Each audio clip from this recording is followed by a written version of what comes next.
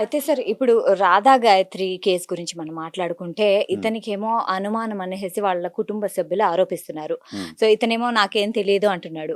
అయితే ఇప్పుడు ఆమె ఒకవేళ మరణించకపోయి ఉంటే ఇతనిపై ఎ ఎలా ఇంకా ఇతన్ని ఎలా చేంజ్ చేయొచ్చంటారు? ఇప్పుడు మనము మరణించడాన్ని లేకుంటే దీన్ని చాలా సీరియస్‌గా తీసుకొని బాధపడుతూ ఈ షో చేస్తున్నాము గానీ, నాకు ఒక సైకాలజిస్ట్‌గా మరణించిన వాళ్ళకంటే గూడా, వాళ్ళు బ్రతికుంటూ పడే సైలెంట్ ట్రామా అనేది చాలా భయంకరమైంది. హ్మ్. మరణిస్తే ఆ బాధ ఆ రోజుతో పోతుంది. కానీ బతికున్నప్పుడు గనక ఈ ట్రీట్‌మెంటు, ఇల్ ట్రీట్‌మెంట్ వీటి వల్ల వచ్చే నరకమనేది అది ఎవరికీ కనిపించదు, వినిపించదు, ఎవరికీ చెప్పుకోలేరు. It will take a toll on their health also. Hmm. Right. ఎందుకంటే మా కౌన్సిలింగ్‌లో కొంతమంది చెప్తుంటే నాకే బాధేస్తూ ఉంటుంది. ఇప్పుడు తను Radha Gayatri she has gone through that kind of silent trauma. హ్మ్. ఎవరికీ కనిపించని ఒక గాయం ఆమె మనసు మీద పడింది. శరీరానికి గాయమైతే మనకు కనిపిస్తది. కానీ కానీ మనసుకయ్యే గాయం మనసుకైతే ఎవరికి కనిపిస్తది? ఎవరికి హ్మ్. కనిపించదు. కానీ శరీరానికి గాయమైతే ఎంత పెయిన్ ఉంటుందో, మనసుకు గాయమైనప్పుడు కూడా అంతే పెయిన్ ఉంటుంది. హ్మ్. అంతే పెయిన్ ఉంటుంది. ఇంకా అంతకంటే ఎక్కువ పెయిన్ ఉంటుంది. ఆ పెయిన్‌ని ఎంతకాలం మోస్తారు ఎవరైనా గానీ? మోయలేరు గదా!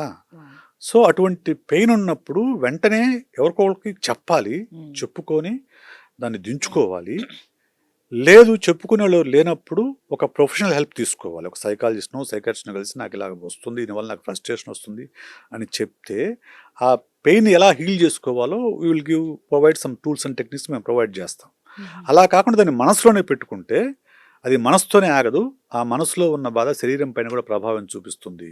Sometimes it may lead to suicidal ideation also. Suicide also. హుహు. సో, అందువల్ల ఎవరైనా గానివ్వండి, బాధని మనసులో ఉంచుకోవద్దు.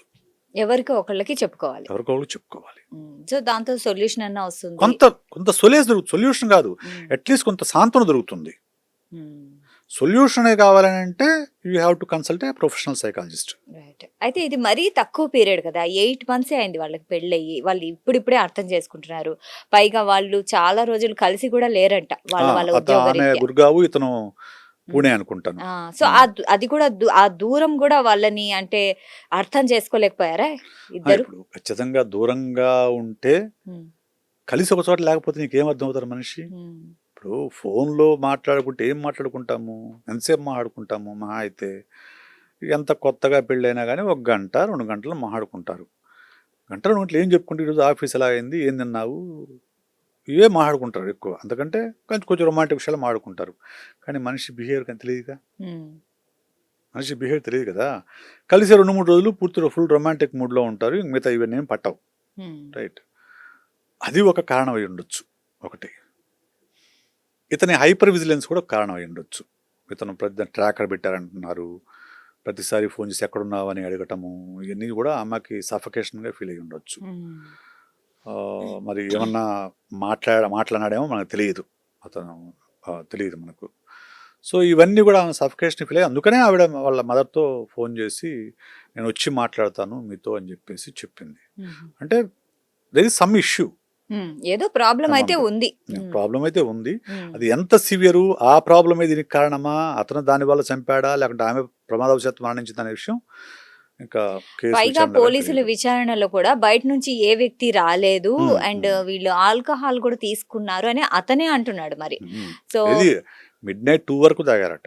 హ్మ్. మిడ్‌నైట్ 2 వరకు యాడ్ ఆల్కహాల్ అని చెప్పారట. హుహు. మరి మిడ్‌నైట్ 2 వరకు తాగటంలో ఈమెకు లో బీపీ ఉండటం అనేది కూడా ఈ 2 కలిసి ఏమన్నా మరణానికి కారణమైనయా?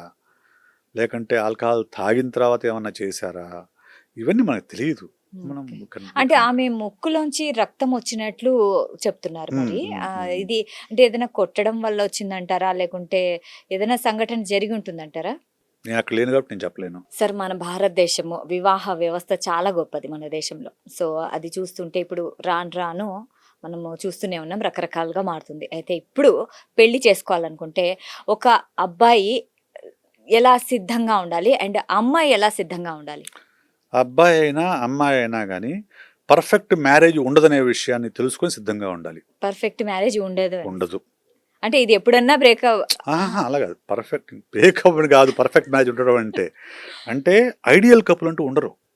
అచ్చా. మనం సోషల్ మీడియాలో లేకుంటే ఓటీటీల్లో టీవీ సీరియల్ చూసేటువంటి ఎటువంటి గొడవలు జరగని, ఎప్పటికప్పుడు రొమాంటిక్గా ఉండే, సర్ప్రైజ్ గిఫ్ట్లు ఇస్తుండే, సర్ప్రైజ్ టూర్లు వేస్తుండే ఐడియల్ కపుల్ అనేవాళ్ళు కేవలం తెర మీద మాత్రమే ఉంటారు.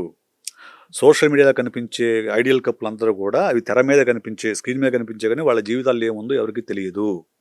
రైట్? కాబట్టి దాన్ని నిజం అనుకోవద్దు, ఫస్ట్ పాయింట్. రెండోది, ఏ కపుల్ మధ్య అయినా కానీ గొడవలు ఉంటాయి. గొడవలు లేవని ఎవరైనా చెప్పారంటే అంతకంటే అబద్ధం లేదు, ఫస్ట్ పాయింట్. కాబట్టి మా మధ్య డిఫరెన్స్ వస్తాయి, మేము సాల్వ్ చేసుకోవాలనే ఆ ఉద్దేశంతోనే పెళ్లికి సిద్ధం కావాలి. నా భార్య పర్ఫెక్ట్గా ఉంటుందని భర్త అనుకోకూడదు, నా భర్త పర్ఫెక్ట్గా ఉండాలని భార్య అనుకోకూడదు. రైట్? ఇది ఈ రెండింటికి సిద్ధమైతే పెళ్లి చేసుకోవచ్చు. రెండోది, భార్యాభర్తల మధ్య గొడవలు వస్తే ఎట్టి పరిస్థితుల్లో కూడా ఇటువైపు కుటుంబం అటువైపు కుటుంబం దాంట్లో జోక్యం చేసుకోకూడదు. జోక్యం చేసుకున్నారు అని అంటే అది ఇంకా చిరిగి చాట్ అవుతుంది, పెద్దదిగా మారిపోతుంది, గొడవ పెద్దదైపోతుంది. సో భార్యాభర్తల మధ్య గొడవలు వస్తే వీలైనంత వరకు వాళ్ళే కూర్చొని సార్ట్అవుట్ చేసుకోవాలి. రైట్? లేదా ఒక మ్యారేజ్ కౌన్సిలర్ను, ఒక సైకాలజిస్ట్ను, ఒక మ్యారిటల్ థెరపిస్ట్ను కలవండి. ఎందుకంటే పెద్దలు వచ్చేసరికి అబ్బాయి వైపు వాళ్ళు అబ్బాయి వైపు మాట్లాడతారు, అమ్మాయి వైపు అమ్మాయి వైపు మాట్లాడతారు. దాని అక్కడితో ఆగదు, అది అక్కడ పెళ్లి సంబంధాలు చూసినప్పటి నుంచి గొడవలన్నీ బయటికి లాగుతారు. ఓకే? సో అలా కాకుండా ఒక ప్రొఫెషనల్ కలిస్తుంటే ఆబ్జెక్టివ్గా ఉంటారు. నువ్వు నాకు నా అమ్మాయి బంధువు కాదు, అమ్మాయి బంధువు కాదు, నాకు నా దగ్గరకు వచ్చారనుకోండి, ఇద్దరు నాకు బంధువులు కాదు. కాబట్టి ఇద్దరిలో చెప్పేదాన్ని కూర్చొని, మధ్యవర్తిత్వం కూడా కాదు, లాజికల్గా ఏది ఉంది, సెన్సిబుల్గా ఏది ఉంది, నిజంగా ఏం జరుగుతుందని చూసి కరెక్ట్గా ప్రొఫెషనల్గా హెల్ప్ చేయగలరు. అలా కాకుండా పెద్ద మనుషుల దగ్గరికి వెళ్ళిందంటే అది ఇంకా పెద్దగా అవుతుంది, సమస్య పెద్ద అవుతుంది. ఈ రెండు విషయాల్లో జాగ్రత్త తీసుకుంటే పెళ్లి చేసుకోవచ్చు. ఇప్పుడు పేరెంట్స్ కూడా మన ఇండియన్ పేరెంటింగ్లో ఒక పెద్ద మిస్టేక్ ఏంటంటే అండి, పిల్లలు పెళ్ళిళ్ళు చేసుకున్నా కానీ, వాళ్ళ పిల్లలకు పుట్టినా, వాళ్ళకి పిల్లలు పుట్టినా, వాళ్ళ పిల్లలకు పెళ్ళిళ్ళు అయినా కానీ, నా కొడుకు నా మాట వినాలి, నా కూతురు నా మాట వినాలని కోరుకుంటాం. చాలామంది పేరెంట్స్ అలా కోరుకుంటారు. వాళ్ళ బతుకు వాళ్ళని బతకనివ్వరు, అంటే ఎక్కువగా ఇంటర్ఫిరెన్స్ ఉంటుంది. అది తప్పు. ఇప్పుడు మీ అబ్బాయికి కానీ మీ అమ్మాయికి కానీ 25 ఏళ్ళు వచ్చాయి. 25 ఏళ్ళు వచ్చాక కూడా వాళ్ళ బతుకు వాళ్ళు బతికే ధైర్యం వాళ్ళకి లేకపోతే, వాళ్ళ జీవితానికి సంబంధించిన నిర్ణయాలు తీసుకునే స్కిల్ వాళ్ళకి లేకపోతే వాళ్ళకి పెళ్ళెందుకు? అనవసరం కదా. సో మీరు ఎంతకాలం నడిపిస్తారు? ఎవరైనా కానీ తల్లిదండ్రులు ఎంతకాలం నడిపిస్తారు పిల్లల్ని? జీవితకాలం నడిపించడే కదా. సో కాబట్టి ఒక వయసుకు వచ్చిన తర్వాత వాళ్ళ జీవితానికి సంబంధించిన నిర్ణయాలు వాళ్ళు తీసుకునే స్వేచ్ఛని వాళ్లకు ఇవ్వాలి. ఒకవేళ వాళ్ళు తీసుకోలేక మీ దగ్గరికి సహాయానికి వచ్చినప్పుడు మాత్రమే మీరు అందులో ఇంటర్ఫేర్ కావాలి తప్ప, ప్రతిరోజు ఫోన్ చేసి ఈరోజు ఏం జరిగిందో అని అడగటం అనేది చాలా కాపురాలని కూలుస్తున్న విషయం. కాబట్టి తల్లిదండ్రులు ఒకసారి పెళ్ళైన తర్వాత వాళ్ళ పరిధిలో వాళ్ళు ఉండాలి, చుట్టం చూపుగా వెళ్ళాలి. వాళ్ళు ఫోన్ చేసినప్పుడు మాత్రమే మాట్లాడాలి తప్ప ప్రతిరోజు ఇంటర్ఫిరెన్స్ చేసుకుంటే మీరు చేతుల మీ కూతురు కొడుకు కాపురాన్ని కూలుస్తున్నారని అర్థం.